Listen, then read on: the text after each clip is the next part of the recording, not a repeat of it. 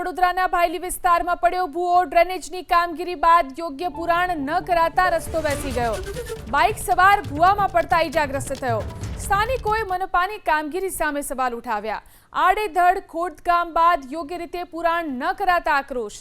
જોઈ શકાય છે દ્રશ્યોમાં કઈ રીતે બાઇક સવાર ભૂવામાં પડ્યો અને ઈજાગ્રસ્ત થયો। આ સ્થિતિ છે વડોદરાના ભાયલી વિસ્તારની કે જ્યાં ડ્રેનેજની કામગીરી બાદ યોગ્ય પુરાણ ન કરાતા રસ્તો બેસી ગયો અને તેના કારણે એક વ્યક્તિ ઈજાગ્રસ્ત થયો। સ્થાનિકોએ મનપાની કામગીરી સામે સવાલ ઉઠાવ્યા છે।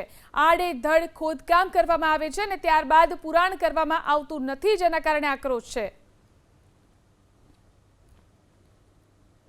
હું અને મારા સાથી કર્મી જે છે એ આવનારી રામનવમીની રામયાત્રાની પરવાનગી માટે તાલુકા પોલીસ સ્ટેશને આવ્યા હતા અને તે કામગીરી પૂરી કરી અને આ રોડ ઉપર આવેલી આ ક્રિકેટ ટુર્નામેન્ટ જે છે એ ક્રિકેટ ટુર્નામેન્ટના આગળના ભાગે આવી અને ગાડીને ટુ વ્હીલર ગાડીને યુટર્ન મારવા જતાં અચાનક જ આ જે સમતલ રોડ હતો એ રોડ અચાનક જ ભૂવો પડતા બેસી ગયો અને અમે બંને જણા એ ભૂવાની અંદર પડ્યા હતા અને નજીકના આજે અહીંના રહીશો જે છે એ આવી જતા અને અમે બે બહાર નીકળ્યા છે।